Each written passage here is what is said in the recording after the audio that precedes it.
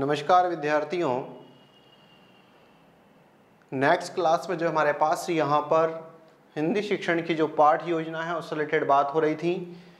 जहाँ पर हमने 3 प्रकार की पाठ योजना की बात की थी कि हम यूनिट प्लान कर रहे हैं या फिर जो है हम यहाँ पर दैनिक पाठ योजना बना रहे हैं या फिर जो है वो हमारे पास यहाँ पर वार्षिक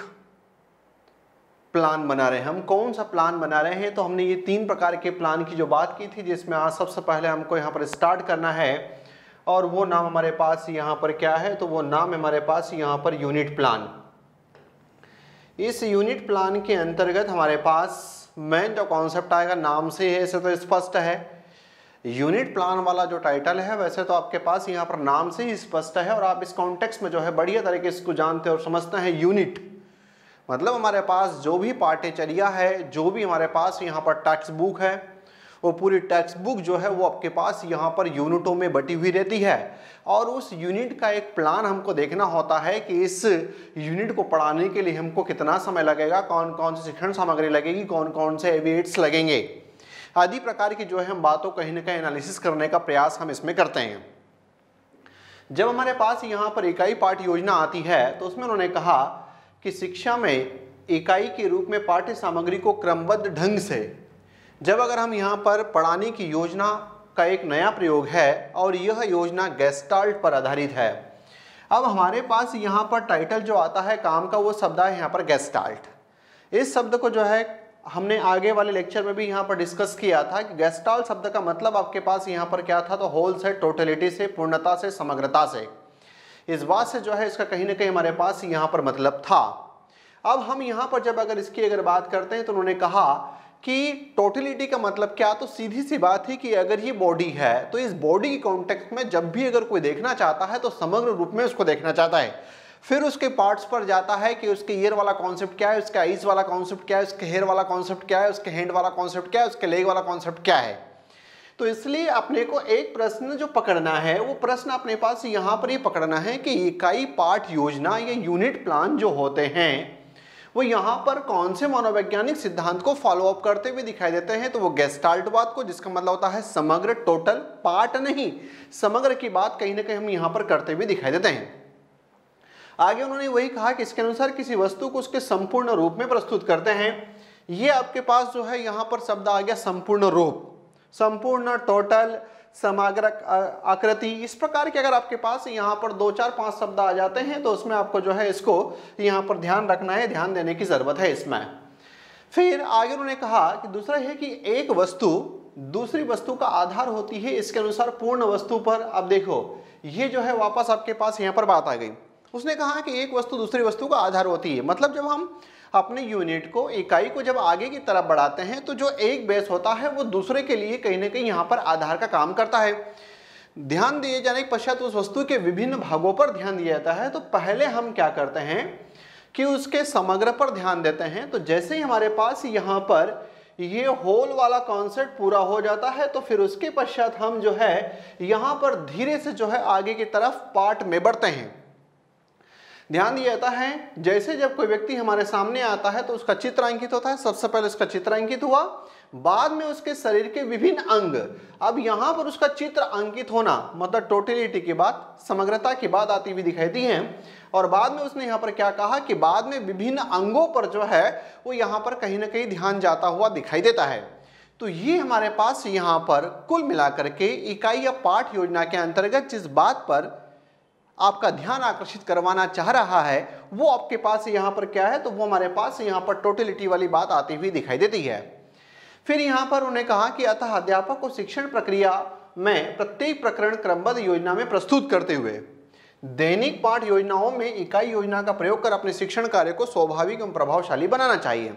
और उन्होंने कहा कि जब भी, जैसे मान लो अगर मैं जब यहाँ पर BEd एमएड कर रहा था तो मुझे शिक्षण प्रशिक्षण महाविद्यालयों में हमारे पास अगर कोई एक यूनिट है तो वो यूनिट जो है वो कितनी दैनिक पाठ योजनाओं में बनती है, ये डिपेंड ऑन मेरे पर करता है। क्योंकि मुझे ये पता है कि मैं जिस कक्ष में पढ़ाने के लिए जाता हूँ वहाँ पर 40 मिनट का पीरियड होता है। यदि उस 40 मिनट का पीरियड होता है, मेरे पास एक यूनिट यदि बड़ी है तो उस यूनिट को जो है यहाँ पर कितने मेरे को 40 मिनट की पाठ योजनाओं को जो है बनाना पड़ेगा, जिसकी सहायता से मेरा काम जो है और इजी और आसान होता हुआ दिखाई दे। तो ये टाइटल हमारे पास यहाँ पर उसने इस बात को लेकर हाईलाइट किया। फिर आगे एक परिभाषा है, विद्वान है बाउसिंग नामक विद्वान, उन्होंने क्या कहा, उन्होंने कहा कि इकाई सार्थक एवं परस्पर संबंधित क्रियाओं की व्यापक श्रृंखला है। दो बातें कही उसने, कहा सार्थक और परस्पर संबंधित। इसका मतलब है कि कोई भी यूनिट है, परमाणु के यूनिट है, या अगर हो सके कि परमाणु संरचना संबंधित यहाँ पर डिफरेंट प्रकार के जो मॉडल्स हैं उनसे रिलेटेड अगर यूनिट है, या परमाणु से रिलेटेड यहाँ पर सिद्धांतों की कोई यूनिट है, या तत्व योगी की कोई यूनिट है, तो उसने कहा कि जो भी वो यूनिट होगी उसमें जितना भी कंटेंट होगा वो सारा का सारा कंटेंट जो है वो यहाँ पर कैसे जुड़ा हुआ है, तो उसने कहा कि सार्थक रूप से जुड़ा हुआ है। और यहाँ पर सार्थक रूप से जुड़ने के बाद में सारा जो है वो आपस में कहीं ना कहीं इंटरकनेक्टेड है। इसलिए आपको पढ़ाने के दौरान जब वन बाय करके आप दैनिक पाठ योजनाओं में जब इसको लेकर के आगे बढ़ोगे, तब जाकर के जो है वहां पर आपको बात समझ में आती हुई दिखाई देगी। आगे उसने कहा कि जिसका विकास इस रूप में होता है कि बालकों के उद्देश्यों की पूर्ति हो सके। अब बालकों के उद्देश्य क्या, कि बालक अगर पर्टिकुलर कोई टॉपिक पढ़ता है तो उससे रिलेटेड उसको एग्जामिनेशन हॉल में किसी प्रश्न का सामना करना पड़ेगा। अब प्रश्न उसके लिए समस्या है, जब प्रश्न अगर उसके लिए समस्या है तो समस्या का समाधान जो है वो करना चाहता है। जब अगर वो समस्या का समाधान यहाँ पर करना चाहता है तो उसी कॉन्टेक्स्ट में उसने यहाँ पर बात कही कि उद्देश्यों की पूर्ति हो सके, उन्हें महत्वपूर्ण शैक्षिक अनुभव प्रदान किए जा सके और उन्हें वांछित व्यवहार में परिवर्तन जो है लाया जा सके। कुल मिलाकर के उसने कहा कि एक इकाई है, एक इकाई से रिलेटेड यहाँ पर एक टीचर ने दैनिक पाठ योजना बनाई। उस दैनिक पाठ योजना बनाने से जब अगर ये टीचर बनाता है तो उसी दौरान यहाँ पर जो हमारे पास इंस्ट्रक्शनल ऑब्जेक्टिव होता है उसका निर्माण कर लेता है। अब उस इंस्ट्रक्शनल ऑब्जेक्टिव पर आधारित हमारे पास प्रश्न होते हैं कि इससे रिलेटेड इस प्रकार के प्रश्न एग्जामिनेशन हॉल में सामना करना पड़ सकता है। उन प्रश्नों का उत्तर, उन प्रश्नों का जवाब कैसे देगा वो जो है डिपेंड करता है। तो यदि वो जवाब देने लायक हो जाएगा तो इसका मतलब ये होगा कि उसके व्यवहारों में कहीं ना कहीं परिवर्तन आता हुआ दिखाई देगा। फिर यहां से आगे की तरफ अगर हम बढ़ते हैं तो उसने कहा कि जो इकाई पाठ योजना है इसकी आवश्यकता क्यों है। तो उसने यहाँ पर पहला पॉइंट ये लिया इसमें, तो पहले अपने पास तो एक बात ये आती हुई दिखाई दी कि इस यूनिट प्लान का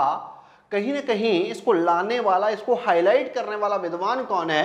तो एक आपके पास यहाँ पर अमेरिकी व्यक्ति जिसका नाम आपके पास यहाँ पर आता हुआ दिखाता है मॉरिसन। इसने जो है यहाँ पर कहीं ना कहीं यूनिट प्लान नामक टाइटल को जो है वो इंट्रोड्यूस करवाते हुए दिखाई दें, जिनका यहाँ पर सबसे बड़ा लॉजिक ये था कि ये जो शिक्षक होता है और विद्यार्थी होता है, यदि यूनिट प्लान बन जाता है तो दोनों ही जो है पूरी 40 मिनट की प्रक्रिया के दौरान यहाँ पर जो आपके पास पॉइंट आता है वो एक्टिविटी मोड में बने रहते। तो इसलिए जो है यहाँ पर एक तो है इसकी आवश्यकता, क्या आवश्यकता इसलिए है कि विद्यार्थी और टीचर दोनों ही 40 मिनट जो है क्रियाशील रहे। फिर इस योजना का स्वरूप व्यवहारिक होता है, अतः शिक्षक समुचित अधिगम की परिस्थितियों को उत्पन्न कर सकता है। मतलब यहाँ पर यह है कि पहले एनालिसिस कर लेगा तो वो थ्योरेटिकल नहीं रह जाएगी, प्रैक्टिकल हो जाएगी, क्योंकि प्रैक्टिकल बनाने के लिए वो कई सारी विधियों को यहाँ पर अपनाता हुआ दिखाई देगा। इससे अध्यापन वस्तु के संकलन तथा शिक्षण क्रम के आयोजन को योजनाबद्ध बनाने में, इसका मतलब है कि कौन कौन सी बातों की जरूरत पड़ेगी और किस ढंग से उसको आगे बढ़ने की जरूरत पड़ेगी, वो सारी बातों का जो है एनालिसिस कहाँ हो जाता है, जब वो यूनिट प्लान बनाता है तब जो है इन बातों का कहीं ना कहीं हो जाता है। फिर आगे पाठ की पूर्व तैयारी संबंधी सहायक सामग्री आदि की पूर्व में ही व्यवस्था हो जाती है। तो यहाँ पर आपके पास ये आया कि जो भी इसको एवी8s लगने हैं, तो ये जो आपके पास यहाँ पर एवी8s जो लगेंगे, इन एवी8s की तैयारी जो है उसके द्वारा पहले ही यहाँ पर कर ली जाती है। अर्थात यहाँ पर सहायक सामग्री कौन कौन से लगनी है कि ये पर्टिकुलर को एक यूनिट है। इस जैसे अगर सोशल साइंस की बात करें तो यहाँ पर फंडामेंटल राइट, मौलिक अधिकार नामक एक यूनिट है, और इस यूनिट से रिलेटेड जो है वो कैसे कैसे वहाँ पर उसको सहायक सामग्री की जरूरत पड़ेगी वो बातें पहले ही कहीं ना कहीं डिस्कस करता हुआ दिखा जाए। फिर छात्र और शिक्षक दोनों ही क्रियाशील होते हैं, ये पॉइंट आगे आ चुका है। फिर आगे इकाई पाठ योजना बना लेने से, अगर बना लोगे तो आपके पैसे का, आपकी शक्ति का, आपके समय का और आपके पास यहाँ पर सहायक अधिगम सामग्री का अपव्यय नहीं होगा। इसका मतलब है कि पर्टिकुलर किसी टाइम विशेष में जो आप विद्यार्थियों को देना चाहते हैं वो प्रॉपर तरीके से दे पाएंगे। तो इसके लिए जो है वो आपके पास यहाँ पर धन हो, शक्ति हो, सहायक हो, या फिर आपके पास जो भी सामग्री होता है वो सब का कहीं ना कहीं अपव्यय, क्योंकि ये जो है अपने को इसको रोकना होता है कि कभी कभी हमारे पास यहाँ पर समय और इसके सापेक्ष में जब मितव्ययी होने की बात आती है तो इसको कंट्रोल करने की जरूरत अपने को पड़ती है। फिर यहाँ पर पाठ योजना निर्माण के सिद्धांत क्या है, तो उन्होंने कहा कि इकाई पाठ योजना को निर्माण के जो सिद्धांत हमारे पास हैं उसमें यहाँ पर वो 2-3 बातें की करता है, जिसमें पहला जनरल उसने एक थ्योरी की बात कही कि पाठ्यचर्या को उपयुक्त इकाइयों में संगठित करना कोई सरल कार्य नहीं है। पहले तो ये है कि अगर सामाजिक विज्ञान है तो सामाजिक विज्ञान को यहाँ पर अलग अलग यूनिटों में उसको संगठित करना, ऑर्गेनाइजिंग करना इतना आसान काम नहीं है। इकाइयों का निर्माण करते समय अध्यापक को निम्नलिखित सावधानियां बरतनी चाहिए, तो उसने कहा कौन कौन सी। तो पहला पॉइंट कि इकाई का निर्माण करते समय उपलब्ध समय, विद्यालय की स्थिति, उपलब्ध साधन उपकरण आदि का ध्यान रखा जाए। मतलब कुल मिलाकर के यहाँ पर जो फिजिकल इंफ्रास्ट्रक्चर है उसकी बात उसने कर ली, और फिजिकल इंफ्रास्ट्रक्चर कॉन्टेक्स्ट में वो जो बात करता हुआ दिखाई देता है तो ये जो है आपके पास यहाँ पर ये बात आती है इसमें कि क्या क्या लगेगा, कितना सिलेबस में रखें, कितना यूनिट में रखें न रखें, उस बात को जो है इसमें यहाँ पर हाईलाइट होता है। दूसरा उसने कहा कि जब भी अगर हम यहाँ पर इकाई बनाएं तो बहुत रिजिड ना हो, बहुत कठोर ना हो, उसमें कहीं ना कहीं लचीलापन होना चाहिए। तो उसमें जो वहाँ पर आपके पास लचीलापन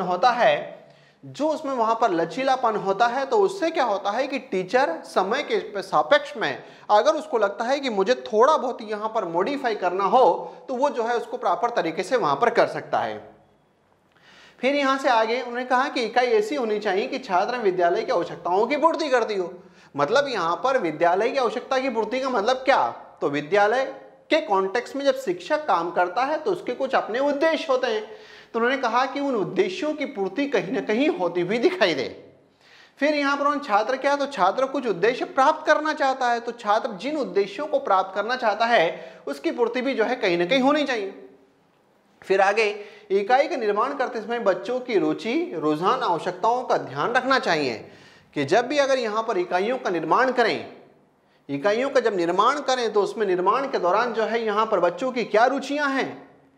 क्या रुझान हैं और उनकी जो है क्या आवश्यकताएं हैं, इन सब सारी बातों का जो है वो ध्यान रखना पड़ता है। फिर आगे किसी एक इकाई में जो भी ज्ञान एवं क्रियाएं संगठित हो उनमें आपस में संबंध होना चाहिए। देखिए एक बात यहाँ पर यह है कि शिक्षण अधिगम प्रक्रिया में तार्किकता के सिद्धांत का अपना एक विशेष महत्व है। वो कहते हैं कि जब भी अगर तार्किकता की अगर बात आती हुई दिखाई देगी तो कंटेंट आपस में जो है वो यहाँ पर आपके पास इस माध्यम में, इस रूप में जो है कहीं ना कहीं जुड़ा हुआ होना चाहिए, और जब तक ये नहीं होगा तब तक जो है वो वहाँ पर काम बनने वाला नहीं है। फिर आगे की इकाई पाठ योजना की रचना प्रक्रिया, कि जब अगर इसको निर्माण करना हो तो उसकी प्रोसेस क्या होगी। तो उसने कहा कि पाठ योजना में कक्षा विषय, पाठ्य विषय से संबंधित इकाई तथा इकाई पाठ योजना के बारे में निश्चित किए गए समय को लिखना चाहिए। मतलब वो जो अपने पास एक रहता ना कि छात्राध्यापक का नाम, कक्षा, विषय, प्रकरण, दिनांक, जो हमारे पास यहाँ पर कालांश होता है, आदि बातें जो अपने पास वहाँ पर होती है, तो उन बातों को जो है उन्होंने ये कहा कि कहीं ना कहीं आपको लिखना पड़ेगा। जो आप सबको याद है कि जब हम यूनिट प्लान बनाते हैं तो सबसे पहला जो है वो वहाँ पर हम वही लिखते हैं कि कितना समय, कितनी पीरियड, क्या क्या टाइटल जो है वो आपके पास वहां पर आता हुआ दिखाई देगा, कौन टीचर होगा, वो सारी बातें जो है वो आपको वहां पर हाईलाइट करते हैं। फिर आगे इसमें पाठ्य वस्तु की मुख्य रूपरेखा एवं पाठ्य विषय का विश्लेषण देना चाहिए। जो भी यहाँ पर कंटेंट होता है तो उसमें उन्होंने कहा कि उसकी रूपरेखा क्या होगी और उसका कंटेंट का एनालिसिस क्या होगा। रूपरेखा के साथ में कंटेंट का एनालिसिस क्या होगा उस बात को भी जो है इसमें यहाँ पर ध्यान दिया जाता है। फिर आगे शिक्षण प्रक्रिया में शिक्षक द्वारा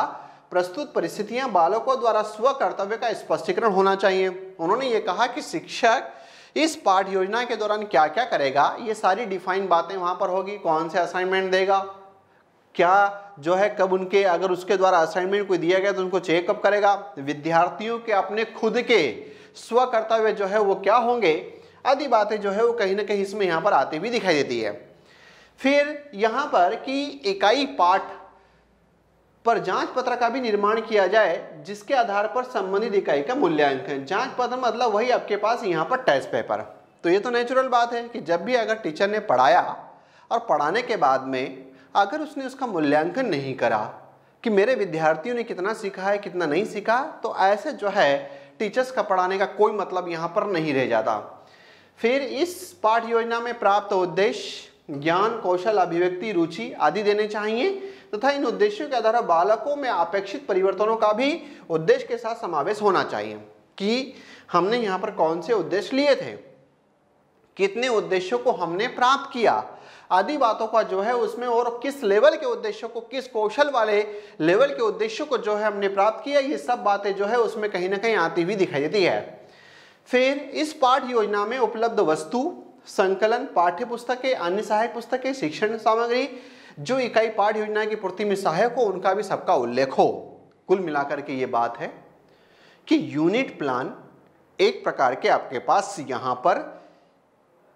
टाइटल है पाठ योजना से रिलेटेड, कि जब भी अगर आपकी कोई पाठ्यचर्या होगी, जो आपका सिलेबस होगा, वो कितनी इकाइयों में बटा है और वो कितनी इकाइयों में बटा हुआ है, तो उसको पहले हमको यहाँ पर गेस्टॉल्ट के कॉन्टेक्स्ट में समग्र आकृति में उसको देख लेना चाहिए। और उसके बाद जैसे हमारे पास पाठ्यचर्या वाला जो पार्ट आया तो वो होल है, उसके बाद कोई यूनिट है तो वो हमारे पास होल है। फिर उस यूनिट को जब हम छोटी छोटी पाठ योजनाओं में जब 4-5 दिन तक जब उसको हम पढ़ाएंगे तो वो उसका अंश वाला है। इस बात पर विशेष कर ध्यान दिया जाता है। और एक अच्छी पाठ योजना के निर्माण में कौन कौन सी बातों का हमको ध्यान रखना चाहिए, वो सारी बातों का एनालिसिस वाला पॉइंट जो है वो आपके पास यहाँ पर इसमें आता हुआ दिखाई दिया। मतलब आपके पास यहाँ पर कीवर्ड थेरेपी वाला जो पॉइंट गया उसमें किस बात को पकड़ना था, ये मैंने जिस्ट में आपको बता दिया। ठीक है, तो ये जो है आपके पास यहाँ पर यूनिट प्लान से रिलेटेड जो अपने को बातें डिस्कस करनी थी वो अपन ने कर ली। ठीक है, जय हिंद।